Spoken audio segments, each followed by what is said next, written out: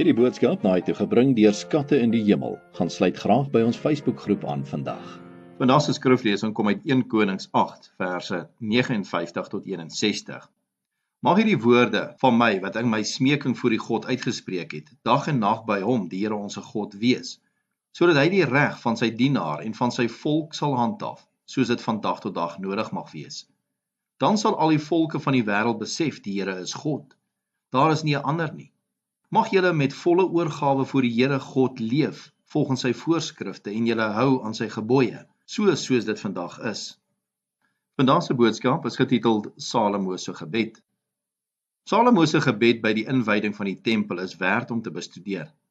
Die vestiging van 'n groot koninkryk en die bou van die tempel was groot prestasies vir die Israeliete. Maar Salomo waarsku die mense wat byeengekom het vir die tempelinwyding, dat die werk van God se volk nog lank nie afgehandel was nie. Die volk het God met hulle hande gedien. Nou moet hulle hom met hulle harte lief hê.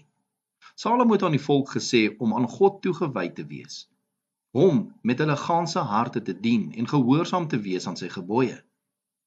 In die verse wat vandag se gedeelte vooraf gaan, vra Salomo God vir baie dinge.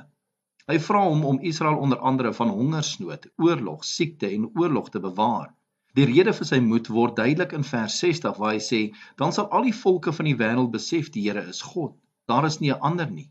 Dit was God se wil dat Israel in 'n ware verhouding met hom moet leef, sodat die wêreld van sy getrouheid en liefde bewus kon word. Die wêreld sou weet dat daar geen ander God is nie. Dit was God se bedoeling met Israel sy volk, dat hulle in die wêreld moes getuig van die seëninge wat gehoorsaamheid en aanbidding van die een ware God bring.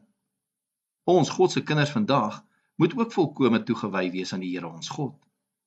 Ons weet dat dit waar is, maar dikwels vertel ons aksies 'n ander storie.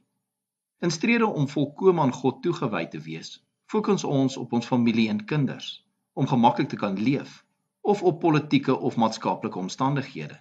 Natuurlik is dit reg dat ons families liefhet, vir ons toekoms beplan, diegene wat in nood is ondersteun. Maar as gelowiges moet ons seker maak dat die een ware God die belangrikste in ons lewens is, dat hy die middelpunt van ons bestaan is. Kom ons bid saam. Ons hemelse Vader, wys ons die dinge in ons lewens wat belangriker as U geword het, en help ons om ons lewens opnuut aan U en U alleen toe te wy, sodat almal met wie ons in aanraking kom, kan weet dat U God is. Ons bid dit in Jesus naam. Amen. As U soortgelyke boodskappe wil ontvang maandag tot Vrydag, sluit aan by ons WhatsApp broadcast groep. Stuur net jou nommer na 072 581 2973.